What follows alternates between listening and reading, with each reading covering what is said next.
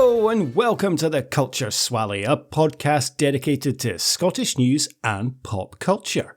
My name is Nicky, and I'm joined as always by the man who also had a new drawing done of him this week, which he shared with me and our mutual friend. It's Greg. How are you today, buddy? I did have a drawing done of me this week. It was a new drawing, wasn't it? It wasn't a new drawing. It was a drawing. It was a rendering of a photograph that the person took off Facebook quite creepily, quite an old photograph, because the actual photograph has my now almost 17-year-old daughter, who was, I guess, 5 or maybe 5 at the time, leaning against me, but the artist has chosen to edit my daughter out, and she's only drawn me, and she had to use a bit of poetic license for my arm, because in the picture my little girl, as she was at the time, had like lots of curly corkscrewy hair, so you couldn't really see the whole of my sort of upper arm. But it's nice that somebody drew a picture of me.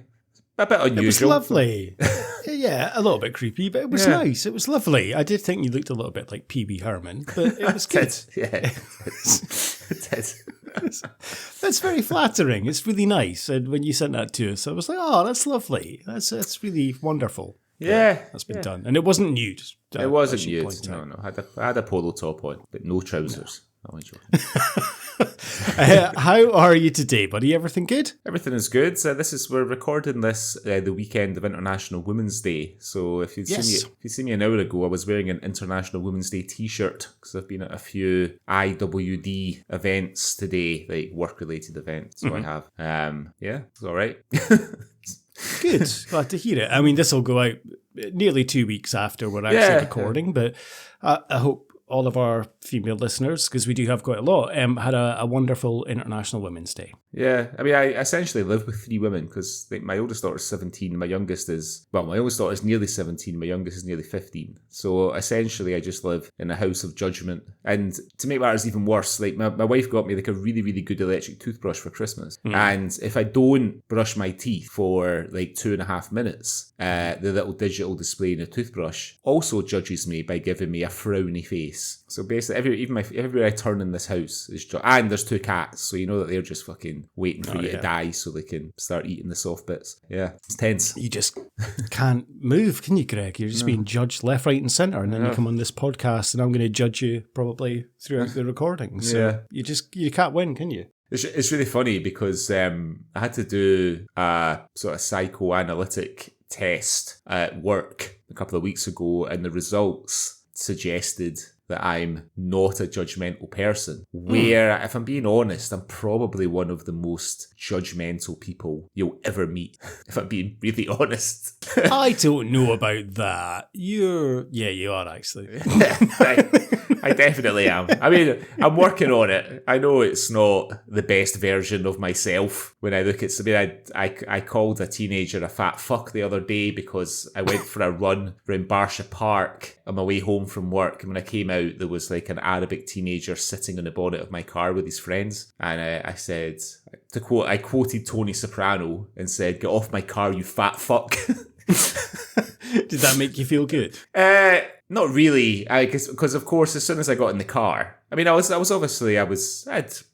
sort of 5k, built up a bit of adrenaline. You know what I mean? I was feeling energized by my run, and I was feeling quite good until I saw these kids like hanging around my car. And I suppose they weren't doing any harm apart from the stockier one, like sitting on the bonnet. And I guess he wasn't sitting on it as much as he was leaning against it, but it's not on, right? But they were all Arabic kids. It's Ramadan, they're fasting. I'm probably a bit red in the face. I'm definitely sweaty and abused one of them. So I'm sort of waiting for a police report because, quite easily have taken my license plate as I drove away. And it is illegal to call somebody a fat fuck.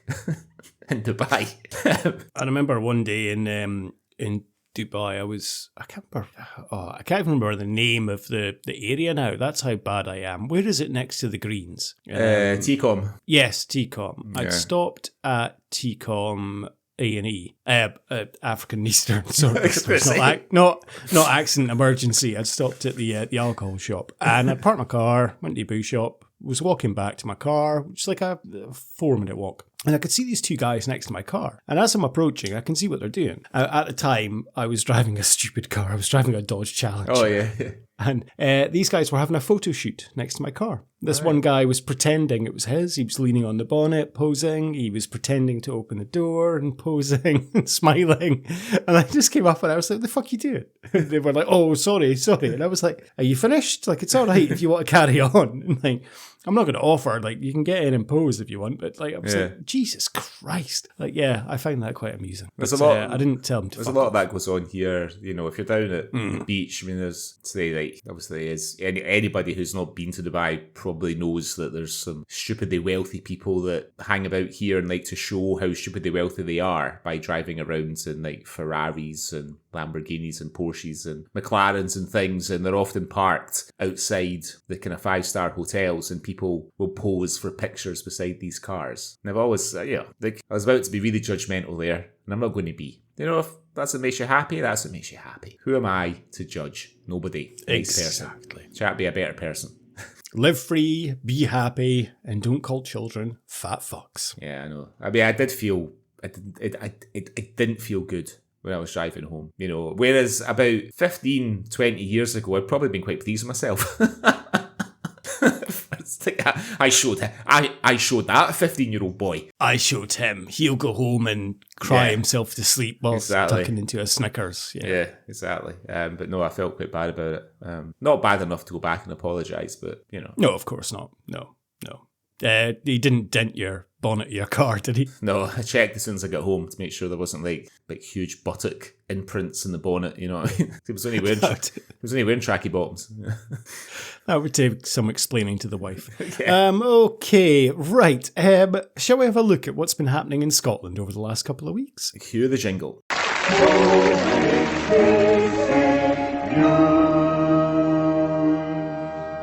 Hello, this is the Outer Hebrides Broadcasting Corporation, and here is what's been going on in the news. Okay, Greg, what have you seen in the last couple of weeks in Scotland that has caught your eye and you'd like to share with me and our lovely listeners? Well, this one made me laugh. It comes from the Scottish Sun on the 4th of March. And the headline is, "Throw in the vowel. Scots firm changes name after being mocked over disastrous rebrand." So this might appeal to you, Nikki, given your area of expertise. Investment giant so it's spelled ABRDN, has had a vowel movement and changed its name to the Aberdeen Group after relentless mocking. Boss Jason Windsor called the move a pragmatic decision to remove distractions, but it comes 2 months after the chief executive said, "The name is the name, and we'll be continuing with it." The Edinburgh-based fund management firm was ridiculed in 2021 when it underwent a woke rebrand. I'm not sure how this is woke, and dropped most of the vowels from its name. But you know that when people say when people are accused of woke, they're basically being accused of being inclusive and nice. But I'm not really sure how this could be woke just by taking all the E's out of the word Aberdeen. But anyway, that's what the Sun reckons. The Edinburgh-based fund management firm was ridiculed in 2021 when it underwent a woke rebrand and dropped most of the vowels from its name. It was a marketing agency's idea following Aberdeen Asset Management's merger with Standard Life. Stephen Bird, who was then the chief exec of Aberdeen, said it showed clarity of focus, but it was branded the worst name change in history. Not sure that's true. No. P. Diddy. And led to people sending the firm messages with no vowels. So just open himself up to some fantastic shithousery. Even Aberdeen dance icons The Shaman, best known for 1992 #1 hit song Ebenezer Good, got involved. They cheekily said dropping 3 E's was a commendable notion. Brilliant. Last year, Chief Investment Officer Peter Branner compared the teasing to corporate bullying, boohoo, and accused the media of being childish. But business newspaper City AM hit back with a cheeky front page that said, "Aberdeen, an apology. Sorry we kept ticking out of your missing fools."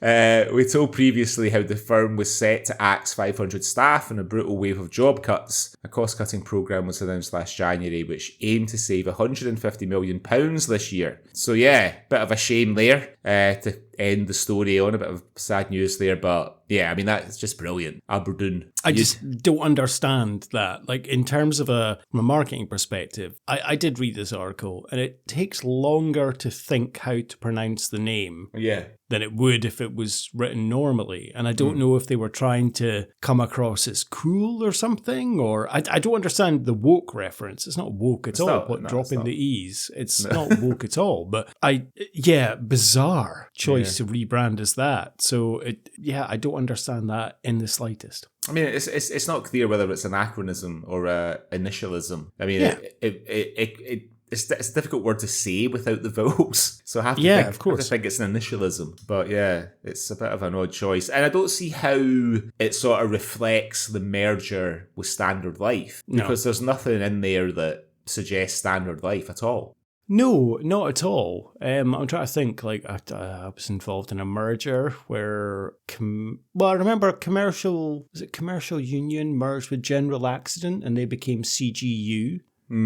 I remember that. And then CGU then merged with Norwich Union, and I worked at Norwich Union at the time. And I can't even remember I think it was like CGNU. It became or something. That rings a bell. It became CGNU, and that makes sense because everyone's still involved, and it makes a decent acronym and stuff, and that's what it's known as. But to just drop vowels out of a word is just bizarre. I don't understand the rationale behind that at all. Yeah. I mean, another better example would be when Sky bought BSB, the British satellite broadcaster, or whatever it stood for, and they changed the name to B Sky B. That made sense. You know what I mean? Yeah, it did. British satellite boys. Broadcasting? Yeah, it's like boys.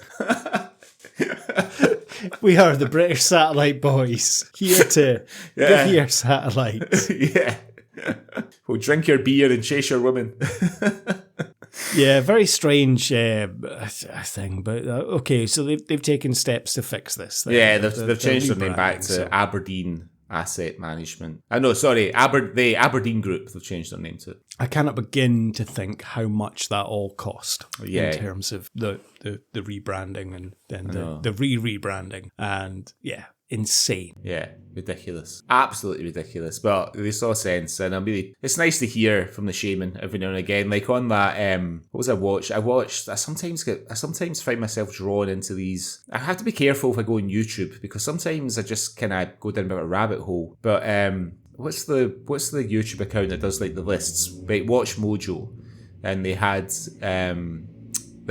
bands or performances that were banned from Top of the Pops over the years. Now, the thing that is the most amazing is the fact that we're still talking about Top of the Pops, and it's not been in the telly for like nearly a quarter of a century, which is amazing. Yeah, but it was part of our childhood, and it was part of our childhood, decades, and our parents' childhood and stuff. But I think it just blows my mind that it continues to resonate, and they're not trying to reboot it. But it comes back every Christmas because I watch Top of the Pops on Christmas Day. Absolutely, yeah. But yeah, obviously the Shaman were on there because they were booked to perform Ebenezer Good, and the commissioners didn't really realise the various drug references in the song. You know what I mean? So they got to play it once, and then they were temporarily banned from Top of the Pops. But I can't really remember. The only two Shaman songs I really remember are Move Any Mountain and Ebenezer Good. Yeah.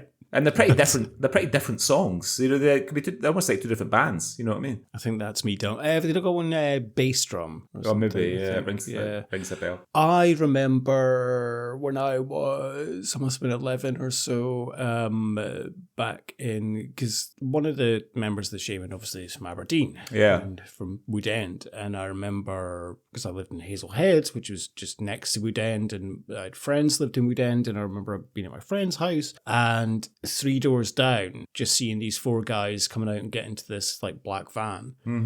And my friend was like, oh, that's The Shaman. And I was like, all right, never heard of them. And then about a week later, I heard Ebenezer Good, and it became massive. And I was like, oh, fuck, I've seen them. Yes, close by. So I had seen Mr. C, very close by. But nice. I didn't know. Move Any Mountain always reminds me of the summer I became a teenager, because that summer, the songs that were going around, and there was a lot more than this, but the ones that really stick out were I'm Too Sexy by Right Said Fred, Move Any Mountain by The Shaman, the KLF, maybe 3 AM Eternal, Extreme More Than Words, that was going about. Oh, yeah. MC Hammer, Can't Touch This. The P. Diddy version, You Shouldn't Touch This. Yeah, it was just like, and, it was the first time of really sort of hanging out with girls and stuff like that, and having a bit of a kiss and a cuddle and all that kind of stuff. It was, Move Any Mountain always reminds me of like a cracking summer. 1991, I guess it would have been. I've mentioned before, it was when we were speaking about Jimmy Nail. Similarly, Ebenezer Good always reminds me of starting secondary school and getting ready to go to school, because the three songs that were always on the radio were Ain't No Doubt by Jimmy Nail, Ebenezer Good by The Shaman, and the cover of Baker Street. Oh, yeah. Escapes me who that was by. But was it like a bit of a remix rather than a cover, wasn't it? Or something like that? Like a bit of a dancey remix, maybe? A little bit, yeah. It had a little bit of a, undertone. It was a little bit, faster, Shy. Yeah. Wasn't as good as the original. Yeah, for sure. Anyway, that's my first story this week. What, you got something controversial, so let's have it. I do. You can tell me if I should cut this, because there is a word in this but it's not associated. I have read the full article, so I just want to say this. But when I saw the headline and read the article, I was like, this is a very old school Swally story. And I just wanted to share it with you because I thought it might make you laugh. This is from the Dundee Courier today, as we record, the 7th of March. A self-proclaimed beast told police he was going to wank in every city after being caught having a less than private moment in a Stirling stairwell. Niall Gray snuck into the close leading to Ian Gallagher Jewellers, but was spotted by officers as he masturbated. Jesus. Police had originally been called because of his behaviour at a nearby pub. Sorry, were you going to say something there? No, just like, Jesus. That's a really old school Swally story. One like this for a while. Fiscal despot Lucy Clark told Stirling Sheriff Court that following his arrest, Gray had described himself as a beast. She said, at 12:15 a.m, Stirling police officers were dispatched in relation to door staff at a licensed premises reporting concern for the accused who was acting erratically. Police arrived at the licensed premises and were told that he had headed along Murray Place. He was traced outside Ian Gallagher's Jewellers. The accused was seen to have a fully erect penis and was masturbating. He only stopped when police approached him. He was arrested and replied, I'm a beast, and I can't have a wank in the street. How am I no allowed to have a wank in the street? Ms. Clark said Gray's bizarre statements continued at the police station. She told the court he said, I'm a fucking beast. Let me out and I'll start the beast loving. I'm going to have a wank in every city, every town. I've wanked in the middle of Stirling and you're going to let me get away with it. I'm the beast that literally wanked in front of the police. Solicitor Virgil Crawford, acting for the 35-year-old, said his client was unaware he had been visible from the street. He said he was immensely drunk at the time. He was refused entry to the pub on the basis of his behaviour and police were called. He was within the entry of a close. He thought he was being fairly discreet, but it wasn't. It was in full view of the pavement. He regrets his behaviour and his comments to the police. He said that Gray had no previous convictions. Gray, of no fixed abode, admitting committing a public act of indecency in Murray Place on February the 6th. Sheriff Mark O'Halloran said that his comments were extremely concerning and sentenced Gray to 4 months in prison. Wow. So, yeah. I wasn't sure because he said he was a beast, which obviously we would have a different connotation from, but he was just wanking in public. I mean, but he said, let me out and I'll start the beast loving. I'm going to wank in every city, every time. I mean, he sounds like he might be quite a vulnerable person, to be honest. I'm not sure that prison's the best place for him. I mean, is that your natural reaction that you get knocked back from a pub and then you just go and have a wank? And then embark on a sort of wank world tour. And tell the police that you're going to wank in every city and every town. I'm the beast that literally wanked in front of the police. It sounds like a lyric to a Deacon Blue song. There's a man out here, lives up her close. He's wanked in the front of the police. He's a beast. For 30 years. Yeah. He's a beast. Whack away, whack away, whack away, whack away, whack away, whack away. Oh, whack it all away, whack it all away, whack it all away. Yeah.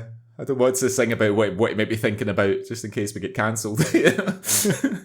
Yeah, definitely not. Yeah, I wonder, just a strange reaction, but then we have had that, of course. But as soon as I saw that, I was like, well, that's an old school Swally story, without a doubt. Yeah. When you said it was the Dundee Courier, I thought it was maybe a return to the cunt cave. Because I'm pretty sure that story came from the Dundee Courier way back. I think it might have done as well. I think the Dundee Courier could be the new Falkirk Herald. We need to pay more attention to this. I mean, there's a little bit of me. How old did you say he was? Does it say how old he is? Does it? You know something, it doesn't say how old he is. Oh, well, which is strange for a news article. Normally it does always say. Yeah, like full age, name and address and phone number. Yeah, it's just given his name. But Niall Gray, I'm sure he won't be that difficult to track down. Just look up your nearest close. Yeah. No, it doesn't say his name, his age, or his address, thankfully. Wow. But yeah, very strange. Well, it said he was of no fixed abode, so, you know. Well, he is now. He's in prison. So. Yeah, he's a very fixed abode. He's got a fixed abode for the next 4 months, without doubt. I just can't compel. I know we've told stories of old of me getting my cock out, but I've never been compelled to rip the heat off it in public. No, I mean, I'm sort of, I mean, the fact he's been able to rise to the occasion in public, you know what I mean? Sort of bit of a tiny bit of grudging admiration there. Like, you know, aye, and by the sounds of things, he was fucking hammered as well. So fair play to him. Yeah. No, like the fucking cans all day and then. Yeah. But Stirling is an odd place. I mean, I used to run thankfully not too long. Well, I sort of graduated from Stirling to Falkirk, so maybe I was better off, but I don't know.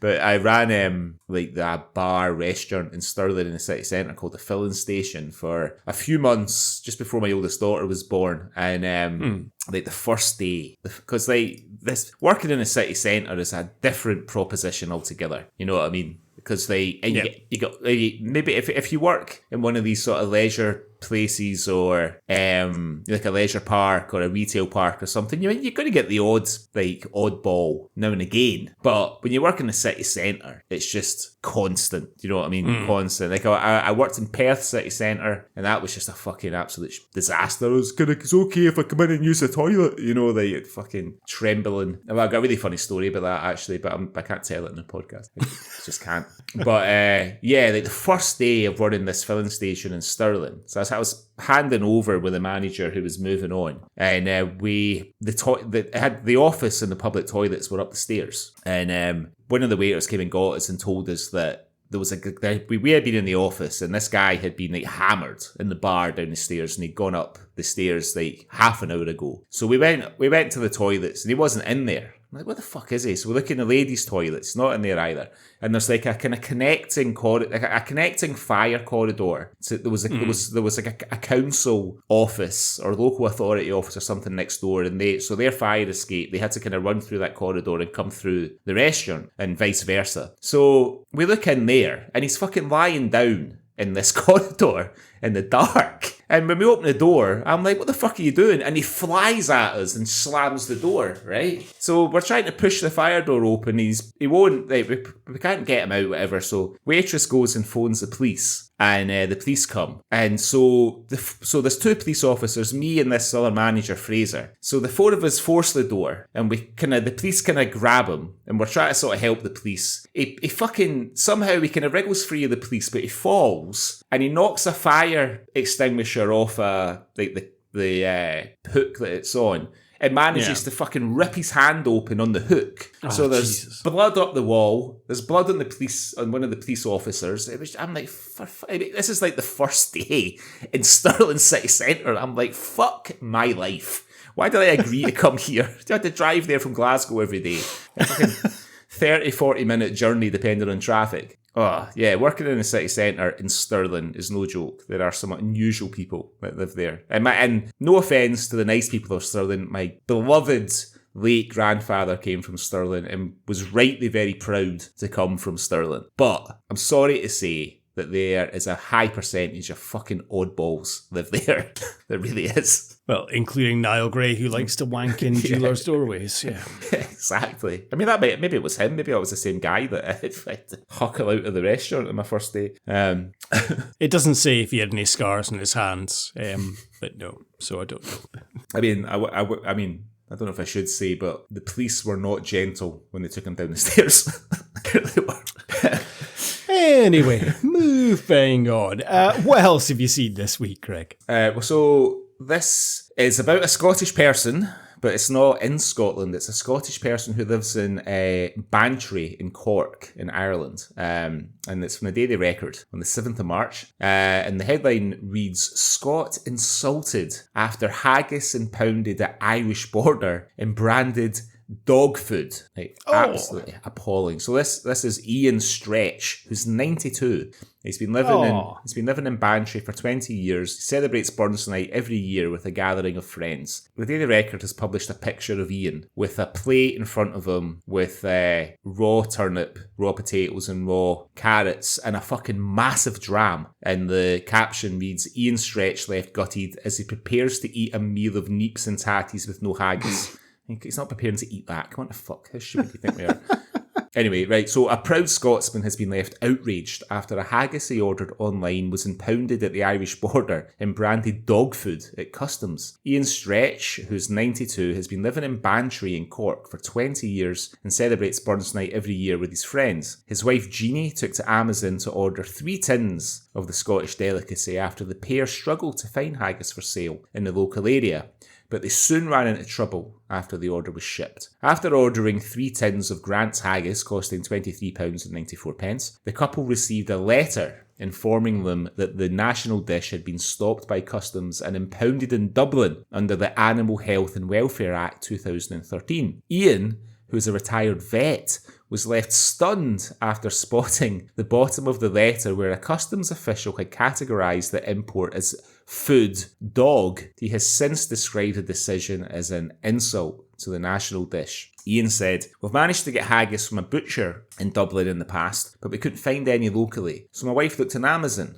We bought 3 tins of haggis, and then we got a note from the Ministry of Agriculture saying it had been impounded as dog food. To add insult to injury, they had the nerve to describe it as dog food. It was an awful slur on our national dish." Ian and Jeannie, who were set to host their traditional Burns supper, scrambled to find a replacement dish before settling on Clonakilty black pudding, which is made with beef, oats, onions and beef blood, which they say did not fool their Scottish guests. He said, "We had people coming round for a Burns Night dinner, so we had to find a substitute. The only thing we could find was Clonakilty black pudding, which is a bit like Scottish black pudding. We dressed it up to look like haggis, but it didn't look anything like a haggis. I think we fooled the English guests, but the Scottish people were not so happy with the so-called haggis." Ian says he's attempted to reach out to the Department of Agriculture, Food and Marine, but has received no response so far. He believes the reason for the blocked import could be fears of foot and mouth disease, a condition affecting cattle, sheep and pigs, which has not been found in Scotland since 2001. He hopes to seek clarification on the reasons behind the ban, and ideally to get back his tins of haggis. Ian said, "There's no easy way to contact the customs people. They've been impossible to contact. I can see the humorous aspect of it, but it's still a nuisance if you can't import haggis into the country." That's such like an older guy thing to say. Such a nuisance. if you can't import your haggis into the country. As far as I know, there's no foot and mouth disease in northern Scotland, and that's the concern with importing food across borders. I can see no reason for blocking its importation, and I'm not dropping the case. I'd like to get my haggis back. So, I mean, if that's not grounds for all-out war with Ireland, I don't know what is. Oh, poor Ian. He just wants his haggis for his burn supper. What a shame. I know. He's 92. He's not got that many burn suppers left. Do you know what I mean? Oh, yeah, that's terrible. But I guess it's import laws, you know? I mean, you can't get haggis in the US, for example. So I think it's just import laws, Ian. But yeah, it's shocking. I agree. He knows. And I mean, and do you know something? You just said there you can't get haggis in the US, right? When you see what they eat in America, I watched. Do you remember years ago the documentary filmmaker Morgan Spurlock made that Super Size Me when he ate McDonald's every day for a month? So I've never eaten a McDonald's since then. He has made this. He made a sequel. I mean, he actually sadly passed away last year, but he made a sequel called Super Size Me 2, which I watched last week, and it's about fried chicken. And I thought it would be a similar experiment, but it's not. He wanted to set up a fast food restaurant, but be honest about what went into it. So he had to raise his own chickens. So he did it the right way. He had like a proper chicken farmer to raise them for him and everything, but he had to buy the chicks. And the breed of chicken are called broiler chickens. And they've kind of they're not like genetically modified, but they've kind of been bred over years and years to the point now where they grow much faster than regular chicken. And they grow so quickly that they often have heart attacks. Because their body is too big. Like, I guess their fat and their muscle and everything else grows faster than their heart can grow. Yeah. So it puts a lot of stress. And they're not like cage farmed because it's illegal to cage farm chickens in the US. But they're not out, they're free range, but they're not like outside free range. They live like in a big, but they've got room to walk about and everything else. Loads of room to kind of run about, but they don't. They just, because they're so heavy, they're kind of lethargic and they just sort of sit about. But it was really fucking depressing, to be quite honest, watching that. It was really depressing. But that said, it's quite interesting. It's worth a watch. I'd recommend it. But the fact that they won't eat haggis and the other, I'm going to America next weekend, and every time I go to America, I come back feeling like wretched because, even in a fairly cosmopolitan place like New York City, which is where I usually go when I have to go there for work, it's really hard to find like reasonably sort of clean food. I basically lived off Pret a Manger the last time I was there, because otherwise it's, it's just shite. Like utter shite, like sugar-filled, additive, E-number, MSG-filled, it's like barely food. Yeah, I remember seeing something on Reddit a few months ago about some posts from some Americans complaining like, but British food is so bland. Like, well, it's not. We just don't put hundreds of salt and sugar in it like used to. Yeah, because there's so much stuff in American food that is banned in Europe. Effectively, for good reason. Yeah, as well. For a very good reason. So I don't agree with that, but I would agree with you in terms of eating in the States can be difficult because it's just all fast food and it's not a lot of good food. It's grim. So I think when I'm there next week, it'll be Pret a Manger and Chipotle, because Chipotle is that's one of their selling points, is they only use kind of clean food, and you can eat fairly reasonably healthily there if you just stick to rice bowls and stuff. That'll be it. But Puri, and he tried to make an effort by passing off black pudding as haggis, but obviously it didn't work, which is a shame. But filled the daft English people that came along, but not his Scottish guests. Well, no, I definitely wouldn't be fooled by that, and I guess any self-respecting Scot wouldn't be fooled either. No, definitely not. Still be delicious, but yeah. Yeah, don't know. It sounds a bit, when they describe what's it called, the Clonakilty black pudding, it does sound a bit heartburny, doesn't it? Sounds a bit heartburn. So it's beef, oats, onions, and beef blood. Yeah, sounds lovely. Does sound lovely, but I feel like I would enjoy it in the moment, and then it would be like a few hours of regret after. Anyway, that's poor old Ian's stretch in Ireland. Hopefully a local butcher can give him a dig out next year with some proper fresh haggis. I mean, it's a bit of a shame that he was having to get tinned haggis. Tinned haggis is okay in a pinch, but it's no substitute for like a good fresh haggis from the butcher. No, not at all. Definitely not. Anyway, that was old Ian there in Cork. What's your next story this week? My next story comes from the Scottish Sun this week, Greg, and the headline is A Star Fizz Born. A fun-loving dad who dresses as a character called Iron Brew Man now hopes to become a pop star. Stephen Riley, 39, is obsessed with the fizzy drink and dreamt up this unusual superhero alter ego. Now he's recorded a couple of songs about his love for the orange stuff and is hoping to bring some fizz to the charts. Stephen says, "It shows how dedicated I am. Iron Brew's the love of my life." He's married with kids, but yeah, Iron Brew's the love of his life. "It's probably not the start of a new career, but it's a different way for me to make people laugh. That's either with me or at me for being a weirdo who runs about with his pants in his head." ScotRail worker Stephen from Dundee glugs about 100 cans of his beloved fizz every month. 100, that's like over 3 cans a day. That's too many, yeah. He's created an arsenal of weapons from the empty cans, including a shield, gun and sword. And he's won a huge army of fans throughout his antics in his homemade bright orange uniform. They often approach him at work in the city's railway station, but he protects his secret identity by claiming he has no idea what they're talking about.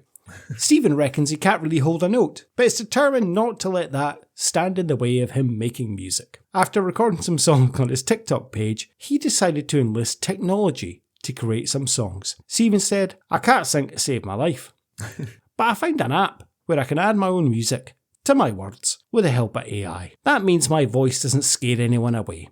I've made some proper silly songs." Stephen's first 2 songs are called Somehow I Am Iron Brew Man and Oh Iron Brew.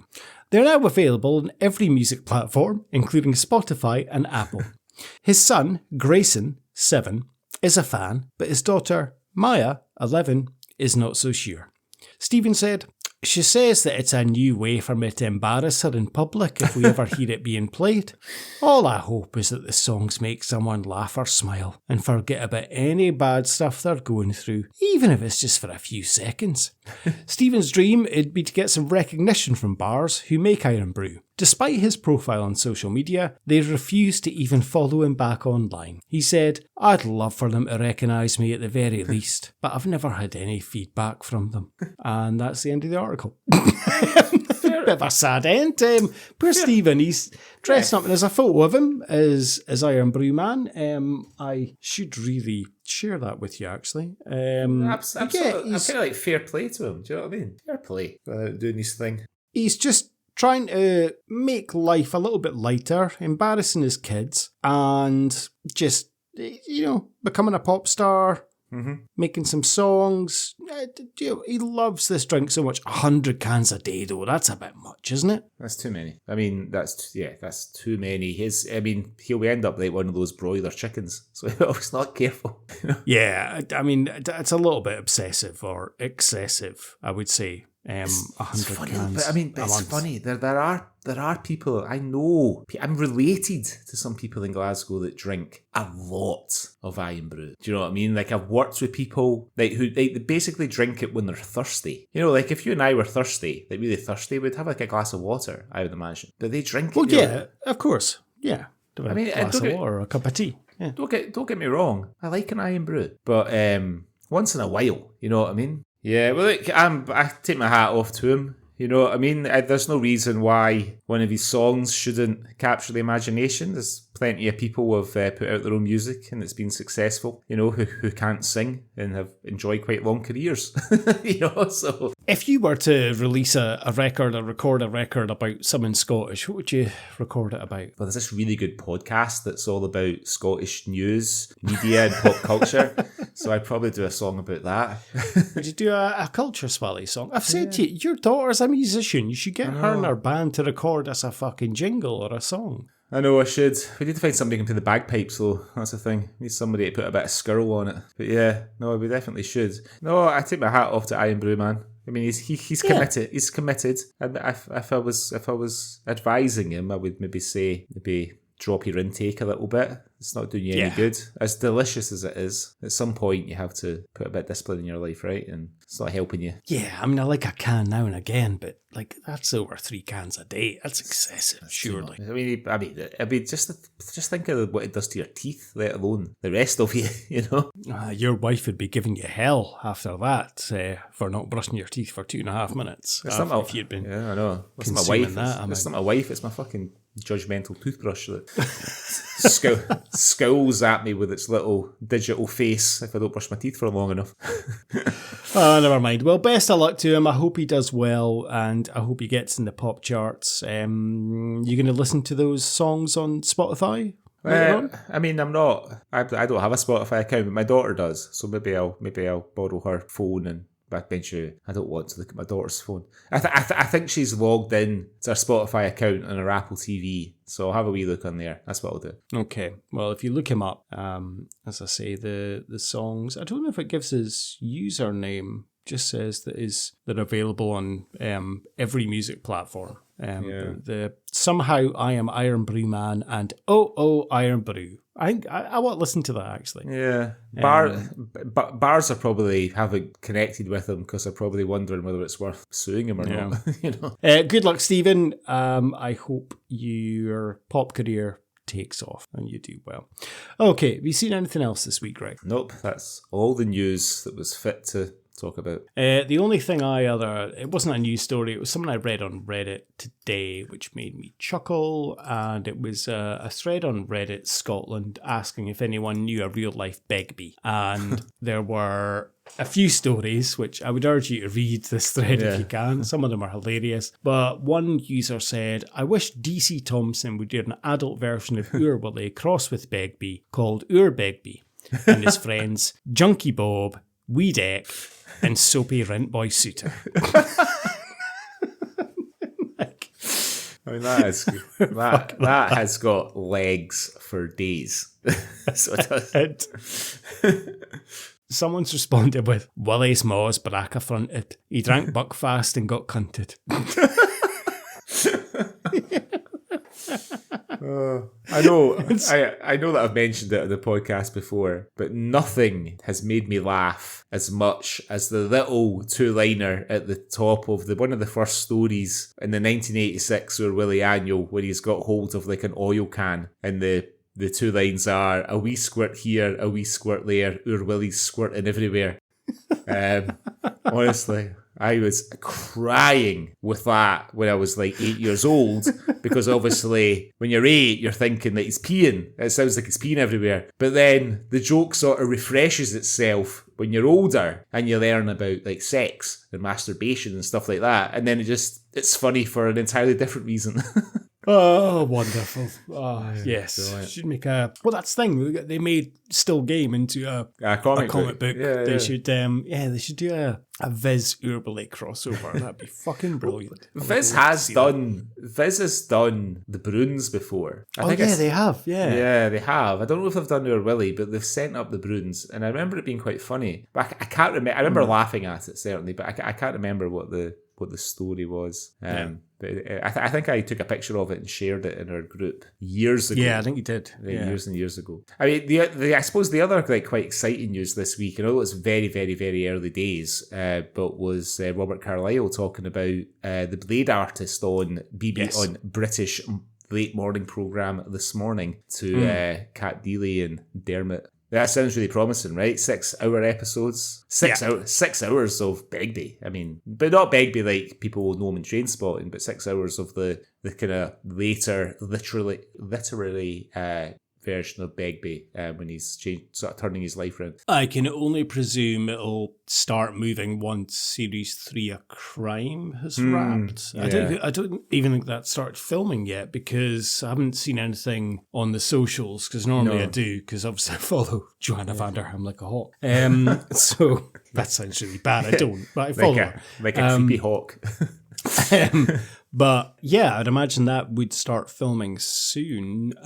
Probably come out next year, and then I would think that the Blade Artist would follow on from that, because I imagine Irvin will be busy. And then he's got a new book coming out later this year as well, so he'll be busy with all of that. The Trainspotting adjacent one. Yes. So I'd imagine it might take another year or so, but yeah, I can't wait to see the Blade Artist come to life. Do we think that Series 3 of Crime is going to be Resolution? Yeah, it will be. I'd imagine it will follow the book very closely. Yeah. Because Series 2 pretty much followed The Long Knives quite closely. It did, actually. So, apart from the ending, I thought the ending was maybe... The ending of the book was a bit more exciting, I thought, than the end of the programme. But yeah, let's see. I get Resolution. I'll probably have to read it again, because I've read most of Irvin Welsh. I think I've read all of Irvin Welsh's books like a few times. The only one I've not read more than once... The only two I've not read more than once, rather, were Secrets of the Master Chefs and If You Like School, You'll Love Work. But maybe I should go back and read them again, because it's been a long time. What about, what's it called? Sex Lives of the Siamese Twins? Is that the... Do you know, I've never read that one. I just didn't fancy it. Yeah, I just didn't fancy it. It's all right, actually. Is it? It's all right. Yeah, it's good. There's no... I don't think there's... Or is there characters? I've only read it once, but I enjoyed it. Right, it's good. Okay. Well, maybe I'll give it I'd recommend it. It's very Irvin Welsh, but it's not Irvin Welsh. It's a little bit of a departure, but it is good. I would recommend it. I find him a bit... When he's writing from a woman's perspective, I don't know what it is. There's something that doesn't always feel particularly authentic. You know, I always thought the sort of weakest chapters in porno were the chapters with the Nicky, the student that's going out with Sick Boy and stuff. You know, like, I don't know. I think maybe that's why I was a bit, I don't know if I want to read him sort of, because I think the characters are both women, right? So he's writing from a woman's perspective for the whole book. I thought, I don't know if I can handle that, but you know, based on your recommendation, I'll give it a go. I remember enjoying it. Maybe it was just because it was Irvin Welsh that I enjoyed it. But I remember enjoying it. I haven't revisited it, but I might do at some point. Okay. Any other news this week? No, that's it for me. Okay. Right, before we go on to what we're going to be talking about today, let's have a little word from our sponsor. Are you ready for an early start?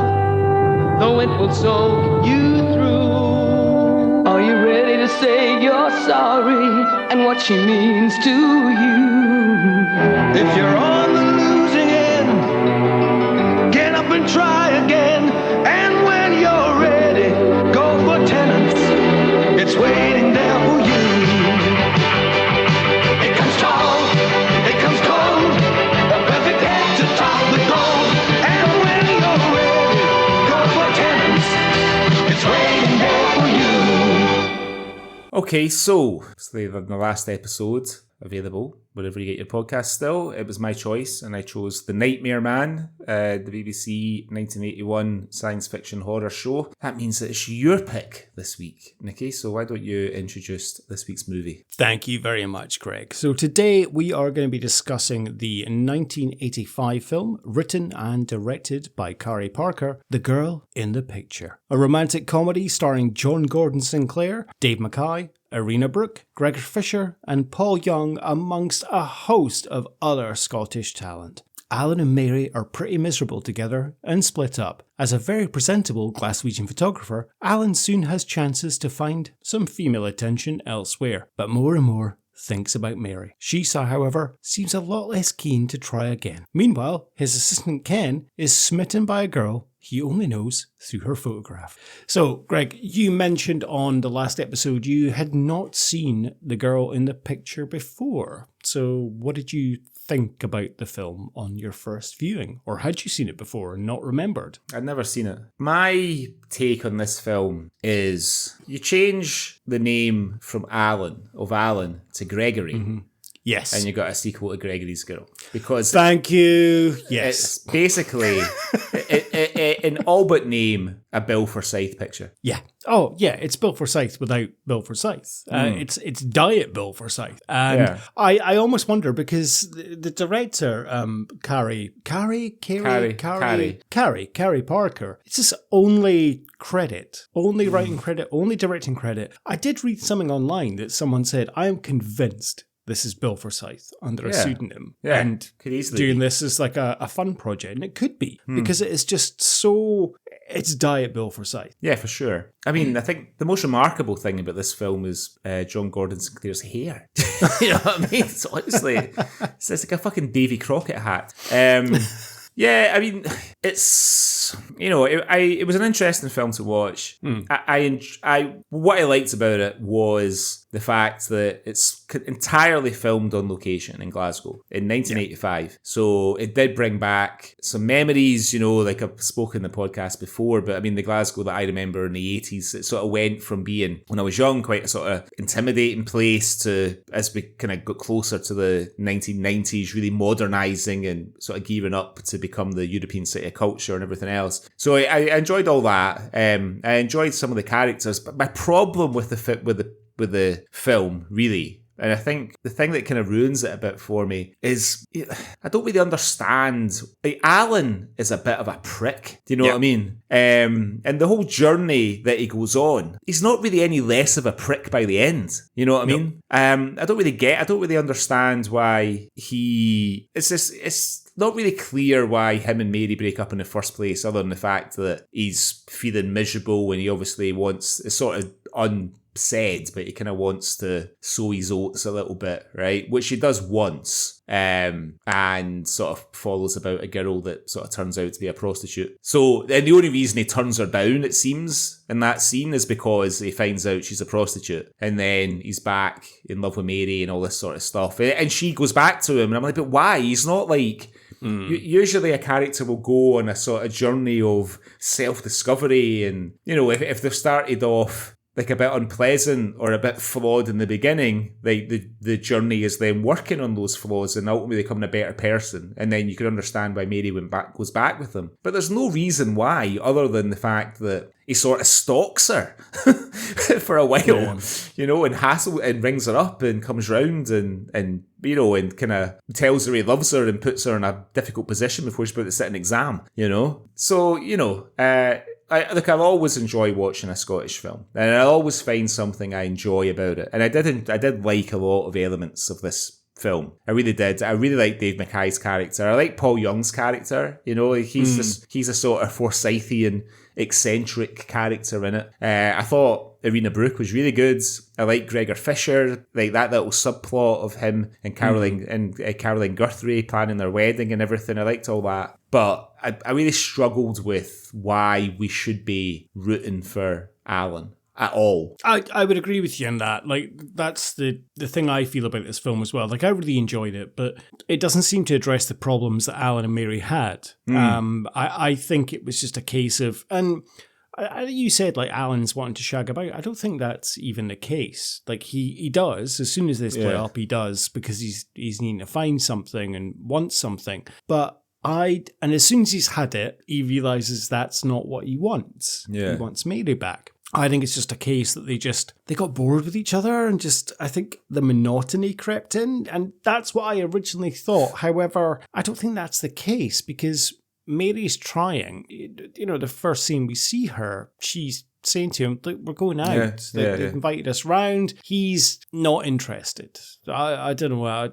You know, he just doesn't want to go out. And I think it's just they've got into this kind of rhythm and monotony, and just there's no spark anymore. And they couldn't be bothered. And that's why she left him. Yeah. And I mean, he says it to her at the end, like, the only happy people I know are idiots. I don't want to be happy. I want to be miserable with you. They were kind of miserable together, but I totally agree. Alan's a bit of a dick. And I agree with you that in a film like this, you want to see him go on a journey and become a better man and realize that, you know what, you complete me, I miss you. But no, he's like, you know, I don't want to be happy. I want to be miserable with you. Yeah. He's basically saying, come back and let's just be miserable together. So we're just going to continue what happens. I mean, she only comes back because she's just lost her fucking bedroom, it seems like. She loses the room that she's renting in the place that she moves out to. Well, do you think that's the case? Or I wondered if she said that just to give an excuse for moving back in. I wasn't sure about that, but that could be true. I guess it is a little bit unclear. But you're right. There's a lot I like about this film. You're right. But that just left a little bit of a weird thing. But yeah, Alan's a dick. Like,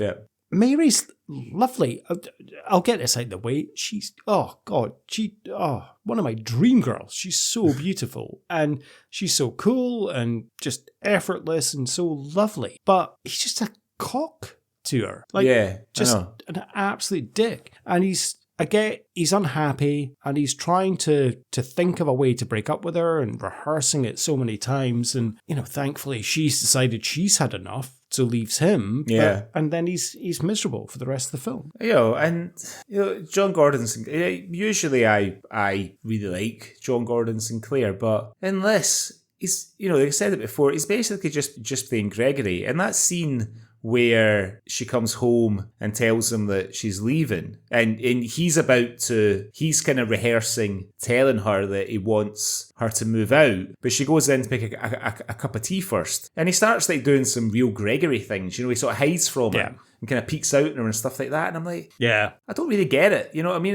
Why would you, this is like your bread and butter, but I'm sure you could bring a bit more to it than just playing a slightly more grown-up version of Gregory from Gregory's Girl.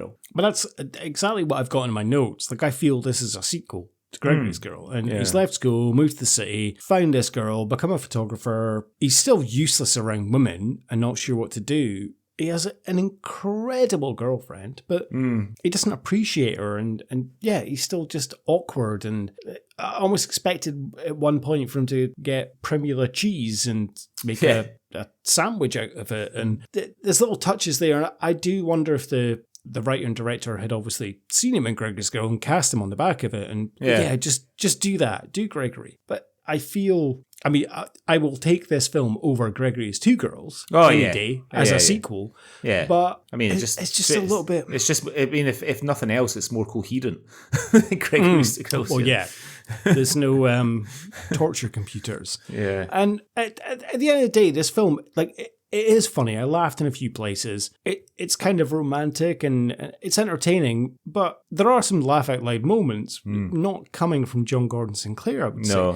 And it does have a heart to it. And what I like about it is, but it's also a dislike in terms of the way there are some well-rounded characters. However, there are not some well-rounded characters, which I will come back to. But it does just feel like a Bill Forsyth tribute act. But it lacks the surrealism and humour that Forsyth brings to his movies. And I do think that this movie has a little bit of heart in it, but it's just lacking that Bill Forsyth magic. Yeah, the biggest problem is that Alan is impossible to root for. And, and it's kind of unbelievable that he wouldn't try and make that relationship work because he is massively punching. You know what I mean? Hugely. We're sort of expected to believe in the parts that John Gordon Sinclair is most famous for, that women lust after him. Claire Grogan fancies him in Gregory's Girl. What's her name from The Commitments fancies him in Gregory's Two Girls. This beautiful. She's not playing a French character, but Irina is a French actress, that she is in love with him and all that, and you're just like, but he's he's he looks like John Gordon Sinclair. He's not conventionally handsome. He's got that ridiculous haircut that he brings from Gregory's Girl to this film. His hair hasn't changed. I saw a picture of him with Claire Grogan when I was just checking his IMDb earlier on to see what he's been up to recently. And then it's exactly that same huge 80s sort of Davy Crockett hat haircut. He's got his Pringle jumper tucked into his trousers and all this. And I'm just like, why? Okay, if he was charming, you could sort of understand in this, but he's not charming. He's a prick. Yeah, he is. He's a complete prick in the film. And it's difficult to warm to a central character that effectively you're meant to be rooting for. You You're meant to be happy that he gets his photograph published. You're meant to be happy that he gets with the girl in the end. But at the end of the day, you're just like, what the fuck are you doing? I know. Little things like he's trying to get Mary back. He is trying everything, as you say, like almost stalking. And he calls her and then puts the phone down to follow Simone Labib. And he's not to know because the first few occasions before that, she hasn't wanted to talk to him. But she seems really excited to come to the phone and thinking, okay, we're going to make amends now. And he's off. And, you know, she puts the phone down. I know. She's wrapped in that towel. If he'd known she was wrapped in the towel, you know. Bizarre character choice, I would say, in terms of your hero. Because he's not a hero at all. Exactly as you said, he's a bit of a dick. Yeah. But do you think he's just a bit lost? Like, he's miserable with Mary, but then as soon as he loses her, he's even more miserable. And he just wants to be less miserable with her? I don't know. It's not really clear to your point. You know what I mean? Like, you don't really understand why they get back together at the end. You know, they don't, you know.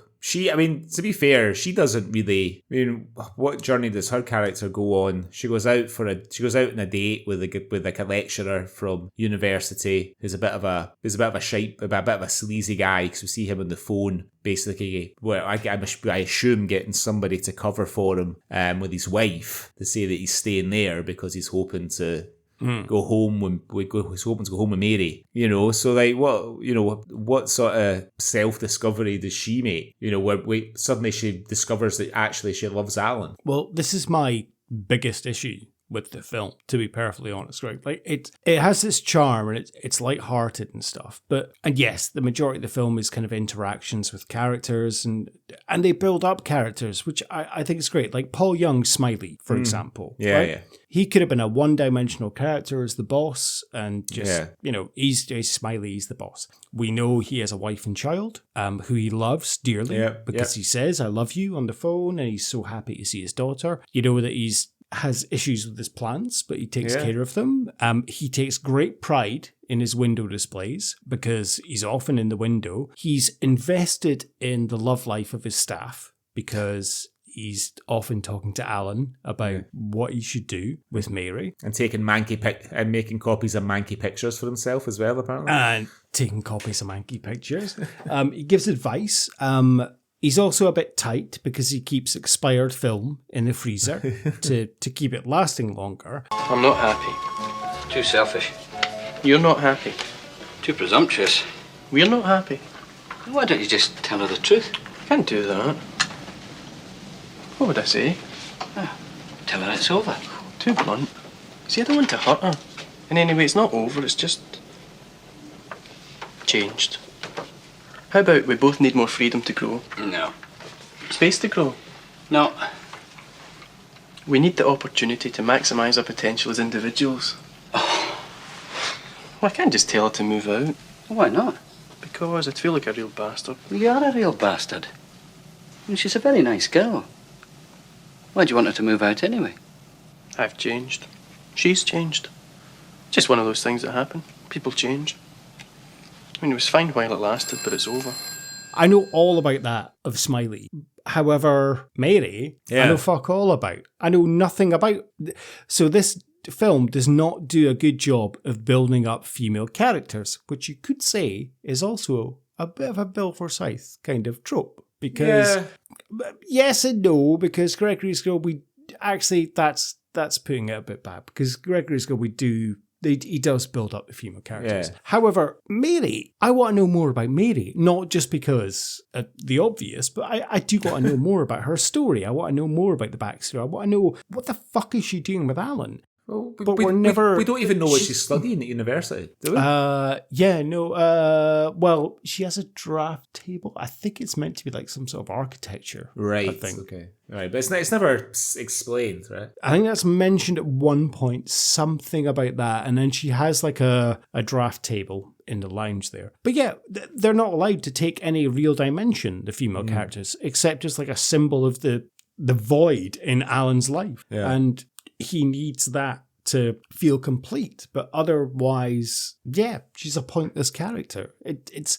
I don't like that element of the film, that the female characters are not gone into. They're No. not explored. It's just the male characters that are the male focal point, and we know everything about them, but yeah, everything else is just gone. I mean, even Sheila and Fiona, the twins who helped Mary move out, and they're quite fun characters, but we don't, this kind of one joke, which is a fairly typical joke about identical twins, which the Valerie and Wendy Holloway, who play Sheila and Fiona, are identical twins. So there's a kind of predictable joke there of Alan kind of mixing them up all the time. But, but they were quite fun. They were quite fun characters, and they're just sort of there for a bit of comic relief. There's no more to it. And it's, it feels to me like Cary Parker, he tries to use a bit of symbolism, I think, especially with Smiley, and the sort of symbolism is the plant, so that he starts to grow when Alan and Mary break up. And of course, he's not a very effective horticulturalist, so the last shot of the plant that we see is just the sort of surviving leaves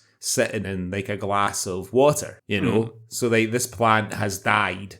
And so I'm like, well, that's kind of weird, because is it sort of symbolising the end of their estrangement? You know what I mean? Because if you wanted to really put some good symbolism in like that, you would maybe have that, but then you would have the last shot of the plant that you would see would be it kind of blossoming as the characters reconnect and get back together. So I'm just like, I don't really if the plant just exists to show more depth to Paul Young's character of Smiley, then fine. I can get on board with that. But because the way that he shoots it and the way he puts it in the story of, Smiley struggling to try and make this plant thrive, and the way that last shot shows the leaves sitting in the glass, I'm just like, well, am I maybe not intellectual enough to understand what you're trying to symbolise here, or is it just a misfire? Because the rest of the film isn't particularly, you wouldn't say it's a deep film. I think in a lot of ways it's a fairly run-of-the-mill romantic comedy. Just maybe not as well executed as other romantic comedies. But it doesn't really surprise me that he didn't get another sort of shot at doing a movie. The one thing I will say for him is there are some really good shots in the film. He makes the West End of Glasgow look awesome, which the West End of Glasgow is. But there's a really great shot when Alan is standing on the banks of the Clyde with the cranes in the kind of background, and then it kind of fades to a photograph of this exact same shot that Alan's character's taken, but obviously he's not in it. And I thought that was cool, quite arty. And it did make me wonder if maybe Cary Parker's background is photography, because he's written this story where his hero is a photographer, a bit like David Wiltshire, who wrote The Nightmare Man, who was a dentist, and his hero's a dentist. And, some of the shots in the film are very, very good. Oh, I agree with that. I think there are some shots that are very good, and I've never seen the West End of Glasgow look so beautiful in a film. Like, he makes it look absolutely beautiful. It looks like a pretty affluent kind of modern city, which is strange for 1985 Glasgow. Yeah. But even when he goes to the shipyards, that was around about the time like the closing down. The shipyards were closing down. Yeah. But it makes it look like it's still thriving. And hey, I will say that he makes it look beautiful. Whenever Mary's riding around on her bike or wherever they meet somewhere, it's always sunny, it's beautiful. It looks like Notting Hill in Notting Hill, if you know what I mean. Like, it kind of reminded me of that. He does an incredible job of that. I think he also adds in, to go back to your earlier point in terms of Smiley and the plant, there's a lot of kind of, again, a Bill Forsyth thing, kind of recurring jokes that appear throughout the film, but are never explained, which is a good Bill Forsyth trope, like Alan always having to start and switch off his car by opening the bonnet. Yeah. Great, we get it. You don't need to, it's funny, you don't need to go into it Bill Forsyth-esque. Smiley and his plant, Ken being in love with a girl in the photograph, and having a recurring thing that it's always girls in pictures, which I guess is where the title comes from. Yeah.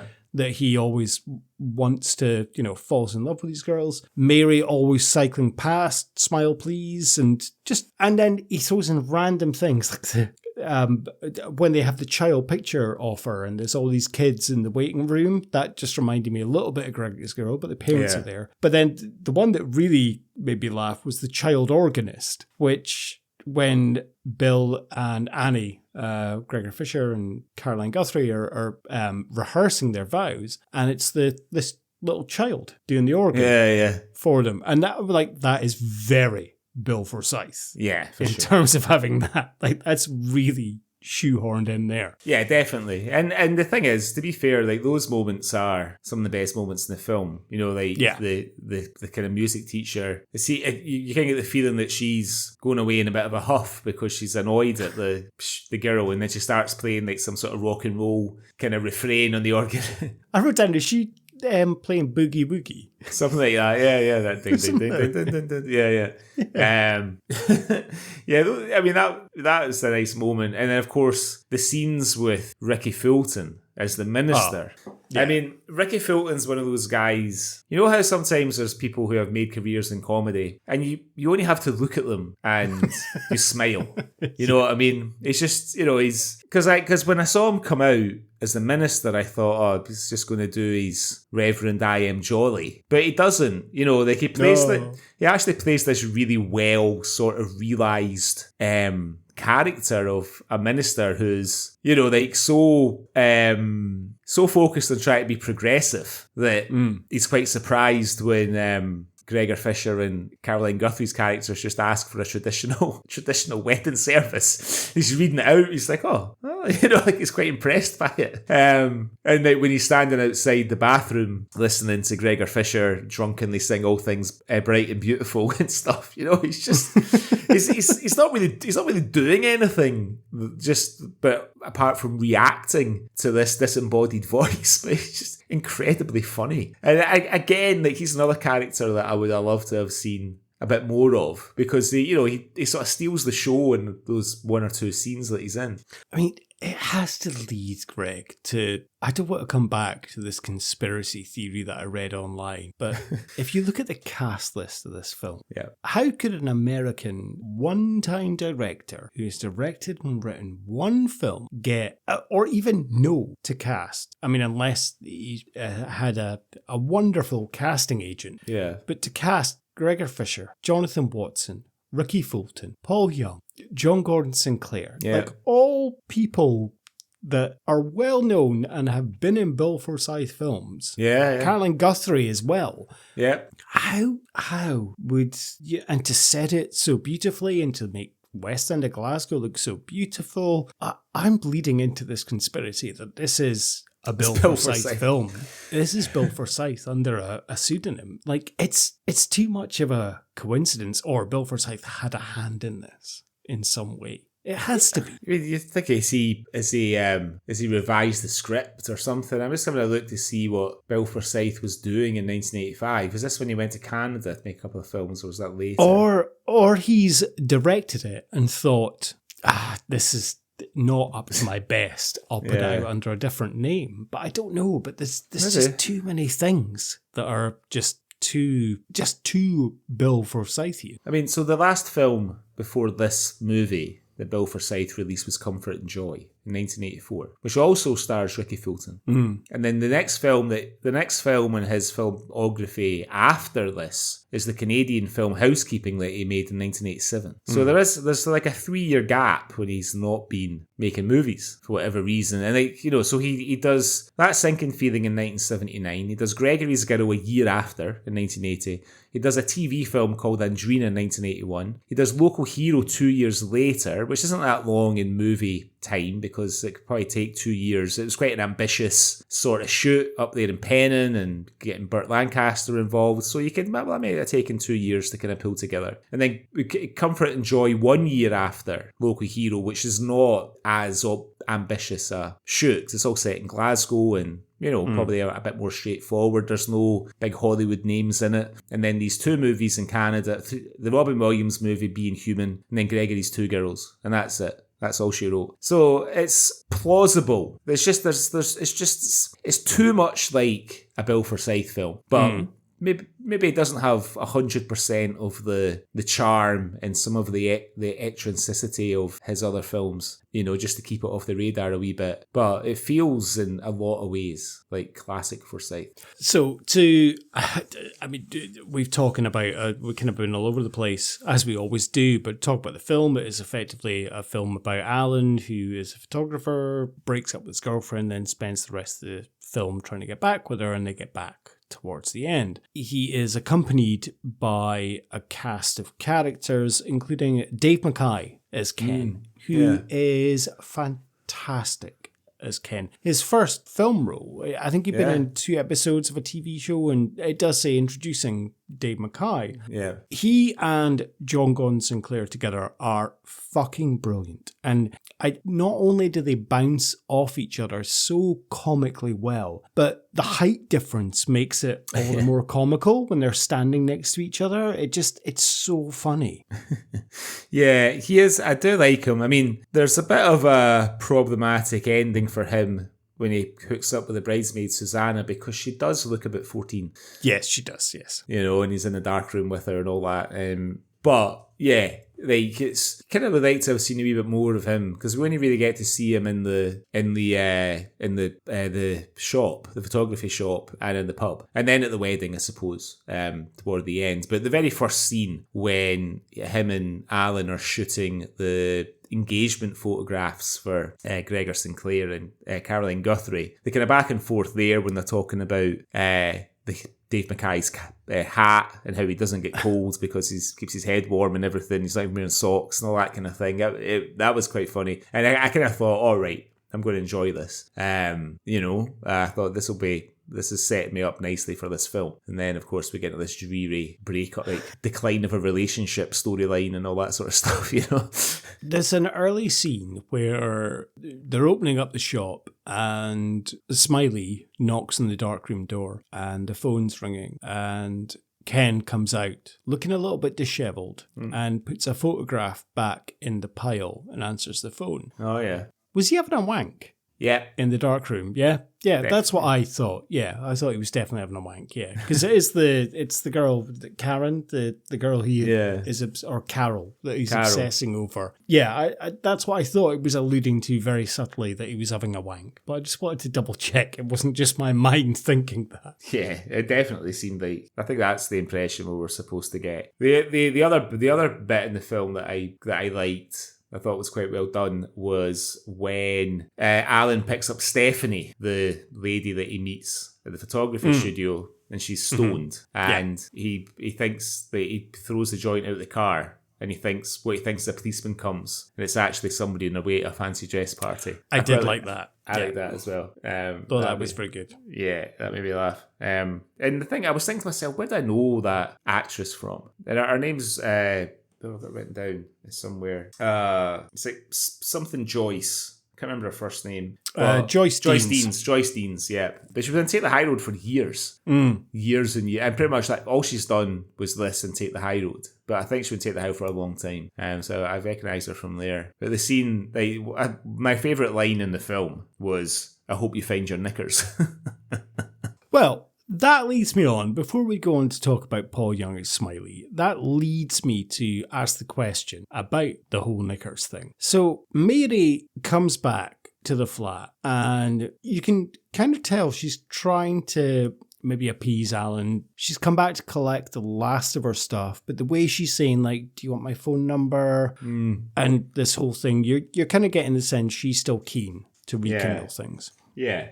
And then she finds Stephanie's photo and the knickers on the floor in the lounge, and she storms off. But she's just said to him that she stopped seeing Ron. So she just admits she's been seeing someone else. Yeah. And because she says, I'm not seeing him anymore. Does she have any right to be upset that Alan has seen someone else as well? No, I don't think so. But, it doesn't... She does kind of go a bit cold for a little while, but in the end they do reconcile. And I think probably...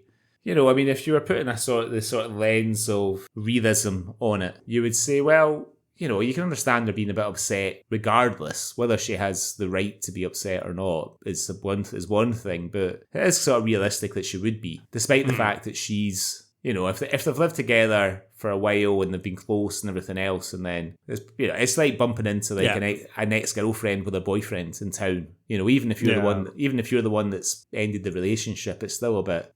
It still makes you feel a bit weird, right? You know, if it's not that long after. So I sort of felt that was fair enough. The fact that she still wanted to get back with him when she saw the absolute fucking midden he'd made of the of the flat, with like dirty dishes and on the floor and like cans of export and tenants lying about the flat and all this kind of stuff. I mean, you'd have thought that would have put her off. That was a bit of a kind of stereotypical trope, though. She's left me, so the flat's a midden, and I've kind of made it a mess with all these dirty plates and cans of lager lying around. Thought that was a bit too much trope-esque. Surely he would be trying to keep a nice flat. That's the thing, because you're supposed to sort of get the impression that he's kind of gone to pieces a little bit and he's maybe drinking a bit too much and he's all that. But like in all the scenes that he's in when he's not in the flat, like the only scene that you see him in where it seems that he's maybe sort of caning it a bit is when he's in bed after spending the night with Stephanie. You know, and Mary comes and he's like, do you want some breakfast? It turns out it's 6:00 at night and he's been in bed all day, and you're sort of like, well, is it because he was absolutely smashing it on the cans with Stephanie, or is it because he was smoking a load of weed with Stephanie and he's feeling hungover and ropey, or is it because he's been up having sex all night and he's just exhausted? You know what I mean? It's like, well, that's the only time you get the feeling. But in the rest of every other scene, you know, when you see him at the stag do, he's like immaculately turned out with his little Pringle jumper tucked in and his big 80s sort of long coat. And all that, you know, and you see him when he goes to the stag do and he's got a shirt and tie and everything on. He looks like as presentable as ever. So, you know, this sort of the continuity perhaps could have been a little bit truer to what they were trying to convey. To talk about the stag do, gets invited to Bill, Gregor Fisher's stag do. Yeah, Gregor Fisher, fantastic in this. That's it. Absolutely amazing. As Bill, the groom of getting married to his beautiful bride, Annie. And he has some fantastic moments. The scenes with Annie in terms of the whole church registry office, and then, of course, the stag do, scenes with Ricky Fulton, the scene in the Jewelers when he's haggling over the price of each character. It's absolutely brilliant. Or we could drop forever and the all and go for the small. To Annie, all my love forever, £40. To Annie, all my love, £35. Or to Annie, love Bill, £30. Does that include VAT? No, sir. Very well. To Annie, love Bill. That's £34.50. Do you take Visa? Of course. But does not feel that scene was a bit out of place? Like, do I feel maybe we should have seen that scene before we saw them having possibly the engagement scene, because it seems like he's having to change the locket for another one to fit a message on. Yeah, it does. Yeah, because he does say, "Well, I take it back to get engraved," and that's he reads it out to her in the beginning of the film. So I think that it does fit okay, in my opinion. Yeah. The scene that he has with Alan, debating the age of his wife will be in 20 years and asking if he would like to sleep with his mother. Yeah, it's really funny. Is probably my favourite scene in the film. Yeah. Very, very, very, very funny. Absolutely hilarious, because he's still a bit drunk from the night before. As Jonathan Watson says, finished 15 minutes ago, the stag party, we drank the rest of the fortified wine, or the homemade wine. Sorry. Homemade wine, yeah. And that scene is just brilliant, and it's not over the top Rabsy Nesbitt, but it's wonderful drunk acting from Gregor Fisher, because he's not pished, but it's kind of it's the come down of, I'm still a bit boozy, but I'm okay. But and he's just thinking about random thoughts and talking about, it's the way he asks Alan, would you sleep with my mother? No. Neither would I. It's just, You can't help thinking what it'll be like in 15, 20 years' time, can you? She'll be 40. I'll be 50. You ever been to bed with a 40-year-old woman? No. Neither have I. In 30 years' time, she'll be 50. I'll be 60. I mean, my mother's 50. You wouldn't go to bed with my mother, would you? No. Neither would I. Good. He's such a fantastic comedy actor, I think, Gregor Fisher. You know, his timing and everything is perfection. And even like the scene when they're in the pub having the stag do and they're making them drink the dirty pint, it really just took me back to my 21st birthday in the Broad Hill Bar in Aberdeen and being presented with a dirty pint that I was expected to down in front of my mother, who had organised this party. Oh my God. And my sisters, who were very young at the time. And it's such a horrible hangover the next day. But yeah, that dirty pint looked like it had creme de menthe and all sorts of shit in it. And the dirty pint I got had creme de menthe in it. It had Baileys in it, had lager in it. And you know what happens to Baileys when it goes, it becomes like cheese. Just it really, I got a bit of PTSD coming into that scene. Yeah. But it does feel like I did think to myself, there's a reason why people don't have stag do's the night before the wedding in the 21st century. I'm sure Martin Clunes made a movie about waking up in is it called Staggered or something? He wakes up naked in a fishing boat. Yes. The night, like the morning of his wedding in the north of Scotland, and he has to get from the north of Scotland down to, I suppose, London to make it to his wedding on time. There is a TV adaptation. It's kind of a similar thing. It's a 2-part show called Stag, and I think it's about a guy who ends up in Scotland and has to make his way down. I think I've got a funny feeling Cosmo's in it. Oh, and playing a fisherman. I've thought about picking that for the Swally a couple of times, but it's kind of half set in Scotland, half not. But yeah, I agree. I did think that when she was saying, I mean, first of all, why the fuck is Alan invited to the stag do? But I also did think, that's risky, having that the night before the wedding. That's not going to end well. No, and it almost doesn't. Like we see the scene with Annie when she can hear Bill like puking, and she sort of takes she takes the wee flower girl by the hands, and you think, oh, is she going? Is that her going? But happily, we see them a little bit later, sort of going away on their honeymoon, don't we? Like running out to the car and stuff. Yeah. And so it all works out well. But yeah, it's a really nice subplot, the whole Bill and Annie wedding, I thought. Yeah, I thought it was a very good subplot, and obviously ties in well in terms of the photography element of it. And I loved that again, a Bill Forsythian thing in terms of the fact the photography studio has a different promotion every week. Yeah. And I loved the call that Dave McKay has with the caller that calls up near the beginning asking about the wedding photographs. Yeah. But what if the wedding doesn't go ahead? Well, you still need to pay. Yeah. Smile Play Studios, Kenneth speaking.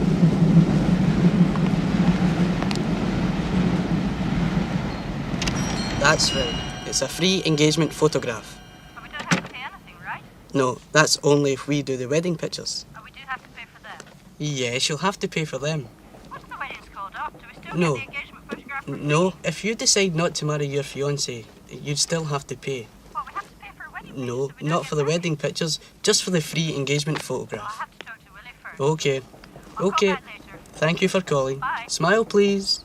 Yeah, I thought that was a brilliant little part. So, Simone Labib, her first film, and she crops up, I counted, 6 times throughout the film.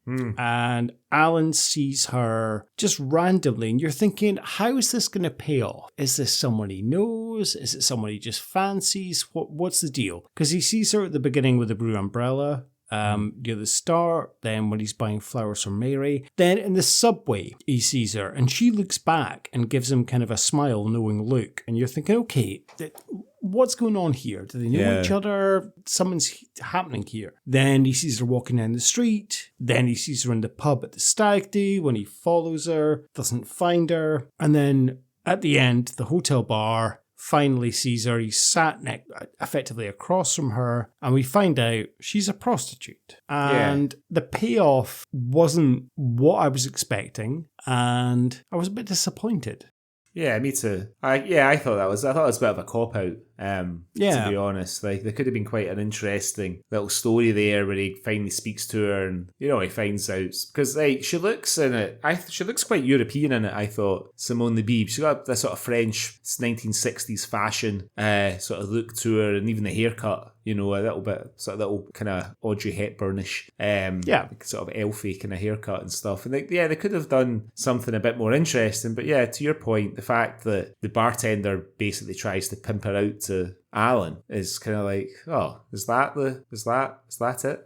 And what lesson does Alan learn? Well, nothing really. We just find out that he doesn't really want to sleep with a prostitute. But if it had turned out that she wasn't a prostitute, then would he have, because he's basically been kind of looking for her, right? And he sees her everywhere he goes and stuff. So again, I think it's a bit, I don't know, a bit of sort of weak, bit of a kind of weak part of the script, really. Well, yeah, I guess. I mean, technically at that point, he's still single. He hasn't rekindled things with Mary. So I don't know. Like, if she had been a single girl just there, then maybe he could have. But yeah, he seems to be offended by the fact that she's a prostitute, but it did seem a pointless kind of thing. So you're building it up the whole film. Like 5 times prior, he's seen her, and you're thinking, who is this girl? What is going on here? Is he going to end up with her? And then the payoff, I didn't really appreciate the payoff. I'm always surprised when I see how long Simone the Beeb has been like on the screen, because the first thing that we ever covered her in was The Young Person's Guide to Becoming a Rock Star, which I think was like our second or third episode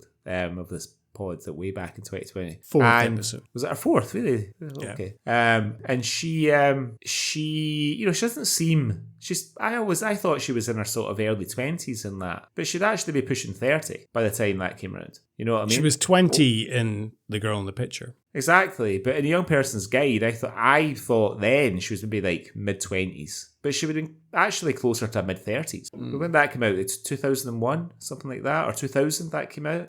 No. Maybe 2000, I think. Yeah, maybe. Yeah, so she'd have been 35. But she's lucky, she's got that sort of, she's got kind of good genes, so she definitely looks a lot younger than she is. She'll be 60 this year. Yeah. Yeah. But she's sort of, in my mind, she's kind of ever young, Mm-hmm. Lovely Simone the Beeb. Friend of the podcast. She is a friend. Well, she's a friend of our Instagram account, although we've not had much off her lately. She was supposed to send us a file of her movie, wasn't she? And she never did.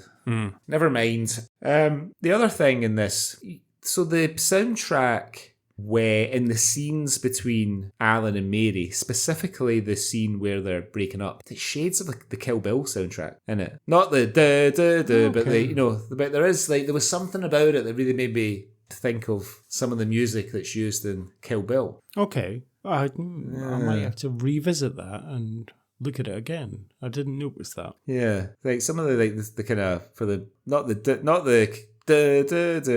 but there's like some sort of like dramatic, if you like sort of exploitation cinema kind of music in Kill Bill that made me think of. I doubt the RZA has sampled the soundtrack of The Girl in a Picture for. On a slightly related, I was listening to the Wu-Tang Clan's new single before when I was waiting for you to log on, which is called Mandingo. It's got like Raekwon and Inspector Deck and a few of the other guys on it. It's pretty good. Very, very Wu-Tang-ish. Is it time to put The Girl in the Picture through her awards? Do you have a few more things you want to say? No, I think it probably is time to put The Girl in the Picture through the Swally Awards. I mean, my last thing I would say, I really enjoyed this film. I did. I think I enjoyed it more than you did. Yeah, I think would say. Yeah, I did. I really enjoyed it, but I have issues with it, but I did like it. I just think, if I think about, I might burst into flames for saying this, but I think Gordon Sinclair's a bit kind of one note as an actor. Yeah. You know what I mean? And don't get, there's a lot of actors who are like that for sure, and who are very successful and very likeable. But yeah, I thought this was in terms of his performance in this, and I guess the choices that the director and he made for the character of Alan, I don't know. And, but we're watching this in 2025. sort of 40 years later, if looking at it through a sort of mid-80s contemporary lens, does it make more sense? The way that Alan is in it? I don't know. I sort of, my impulse is probably no, it doesn't, because they're not dealing with mid 1980s specific situations. You know what I mean? Like, the only sort of 1980s specific thing is the fact that people had to get their photographs developed, which obviously they don't anymore, because everything's gone digital. But I don't know. There was a lot in the film that I enjoyed. I'll watch anything with Paul Young in it. I think he's a incredibly charismatic and great actor. You know what I mean? Especially when he's in something light like this. Very, very funny. I like Dave McKay. I loved Irina Brook. Like, I would never have guessed that she was French if I hadn't read up about her. She's had quite an interesting career in France. She's been like a chevalier and stuff like that, like fairly recently. But and we mentioned already, Gregor Fisher's good in it, Caroline Guthrie's good in it, Ricky Fulton's good in it. But I think it was really Gordon Sinclair that, I don't want to say ruined the film, because I did enjoy a lot of bits of it, but it wasn't as satisfying for me because of the way his character is in the film. That's probably the fairest thing to say.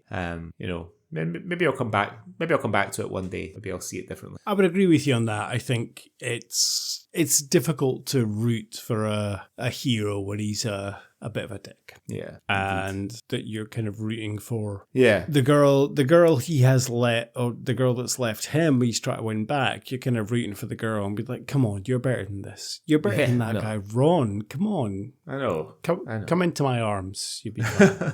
I'll take care of you. I'll go to your networking evening out with you. I'll be there. I'll charm your friends, even if I don't like them. I'd have only been 4 at the time, so I don't think she'd have been interested in me, but I would have. Yeah, I'd only have been 7 or 8 as well, mate. So I don't think I would. I don't think she'd be I don't think I'd be getting her number either. No, never mind. Never mind.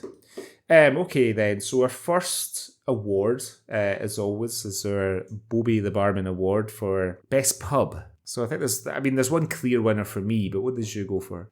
So there's the pub Alan goes to a couple of times. There is the pub with the stag do, and then, because that's a different pub, and then there's the hotel bar that he meets Simone Lebib in. What's your clear winner? The stag do pub, Belter. Yeah, me too. Yeah, absolute Looks Belter. like a great pub. Yeah.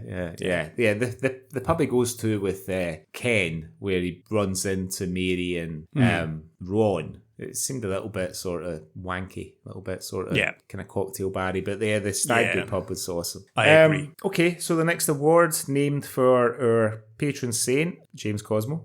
The James Cosmo Award for being in everything Scottish. Who did you select here? Well, it's Jonathan Watson, if we're including him, because he's only got a couple of scenes. Mm-hmm. So I would say Jonathan Watson. If you're giving it in terms of screen time, then Dave McKay. Yeah, Dave McKay. I think there's a case for Paul Young as well in terms of being fair. I mean, I've written Jonathan Watson / Paul Young / Caroline Guthrie. So it's sort of telling that Jonathan Watson was the first name that I wrote. But all 3 of those actors are reasonably prolific, especially at this time in their careers. So our next award would usually be the Jake McQuillan Your Tease Out Award for Unexpected Violence, but it's a pretty gentle film, really. I've got nothing for this at all. There's no violence at all. I mean, you could maybe put Mary sort of breaking Alan's heart when she breaks up with him, despite the fact that that's what he wanted. Next award, then, again, is not one that we can easily... We might have to give it to a painting, but the Ewan McGregor Award for gratuitous nudity. I had the nude painting of Stephanie on my notes, but that's it. Yeah, nothing else. Looks nothing like Stephanie, by the fucking way. No. Next award, then, is the archetypal Scottish moment. I had 2 for this. What have you got? Because I always go for the obvious things, whereas you always come up with something abstract. So what have you got? I think I've come up with something pretty obvious and something maybe a little abstract. So my first one is Mary's wedding on the pipes at the wedding. That seems really Scottish, doesn't it? True. And my next one is being hungover at a wedding. What about you? What'd you go for? I went with when Mary is making Alan a coffee, and you alluded to earlier when he's kind of dodging and jumps in the toilet. There is a Glasgow Smiles Better sticker in the kitchen. I didn't notice that. Yeah. Yeah, That's got that. in the background, yeah. And I went for Alan being hungover, drinking iron brew from a glass bottle. Yeah. And on the kitchen table, there are 4 cans of Tennent's, which feature some lager lovelies. Yeah, I did spot a classic McEwen's with a Cavalier on it as well. Yeah, and it looks like it's a pint of export that Alan's drinking in the pub that he sees, and the hotel bar actually. They export in both those pictures. And then our last award then is the Sean Connery Award. Who's the winner of this film for you? Irina Brook. You know what? It's Gregor Fisher for me. Yeah, Steals it. I think so. I mean, I kind of wanted to give it to the sort of company of Paul Young, Dave McKay, Gregor Fisher, and Ricky Fulton. Yeah. But I think just in terms of screen time, I think Gregor Fisher all day long. You know, because you go through, there's moments in the film where you're a bit fed up with Alan, and you just want to, you're kind of looking to see how long the film's got left, and then there's this brilliant little sequence with Gregor Fisher and Caroline Guthrie, or Gregor Fisher with the jeweler and all that. Actually, that reminds me. So the jeweler looked really familiar to me, and I looked him up. He's the schoolmaster in The Wicker Man. Oh, wow. The actor who played. His name is Walter Carr. I don't think he's with us any longer, but he is actually very good as well in how he's playing off Gregor Fisher. He's very, very good. But he's got one of those faces where I was like, I've seen him in something. And of course, he's got the usual Taggart and everything else, blah, blah, blah. But the schoolmaster in The Wicker Man. I was like, class. Oh, that's brilliant. Yeah. So, that's all their awards. Fantastic. Okay. Well, that was The Girl in the Picture. Not to be confused with a Netflix series called Girl in the Picture, but if you want to watch Girl in the Picture, it is available on YouTube for anyone that would like to watch. So, that was my choice, Greg, and it is your choice on the next episode of the Culture Swallies. Why don't you tell us what I'm going to be watching next week? So I've gone for a movie this time. A more modern movie from 2018. Starring Jessie Buckley, Julie Walters, and Matt Cosmo. I've gone for 2018's Wild Rose. Oh, Jessie Buckley plays Rose, an aspiring country singer, and single mother of 2 from Glasgow, released from prison, and has to attempt to rebuild her life. Got very, very good reviews. I've not seen it, so I'm looking forward to watching it. I read about this a couple of weeks ago and thought, I need to add that to my future choices. And wonderful you picked that. I'm looking forward to watching that, very much so. Yeah, me too. Did you say Jessie Cosmo? Jessie Buckley, Julie Walters, I guess, playing Scottish, and Matt Costello. Oh, I thought you said Cosmo. Oh, Matt Costello. Okay, Yeah. Wonderful. Okay. I thought Cosmo. I wondered if it was any relation. Fantastic. Okay. Right. Great. I can't wait to watch that on the next episode. Me too. All right. Thank you very much for listening, everyone. Hope you enjoyed the show, and you can get in touch with us on email at cultureswally@gmail.com. You can also follow us on Insta at cultureswallypod. And Greg, we have a wonderful website as well, don't we? We do. You can find us at cultureswally.com. Links to all their socials, links to all their episodes, and a few blog posts and articles about Scottish media. Come and give us some traffic. Okay, well, it's Friday afternoon. You up to anything exciting, Greg? Nope, 7:30 here. I think my wife just ordered a curry, so a wee bit of curry, and then I don't know, I might get my head down actually. So I want to go running in the morning. Although I just had a beer, only one, and I quite enjoyed it. I've got a few others in there. I bought myself a wee selection of IPAs and different beers, just small cans that are burning a bit of a hole in my pocket. So maybe I'll have one of them with my curry and then go to bed. What about you? What's your plans? I'm off to go and do some washing. Oh, awesome. Friday nights, eh? Magic. Let's get it on. All right. All right. Cheers, buddy. Okay. Till next time. Until next time. I love you. What? I love you. don't love me. Yes, I do. It's need, it's not love. You just need somebody. Okay, I need you. I miss you. I want you to come back to the flat. Listen, we were miserable together. You weren't happy. I wasn't happy.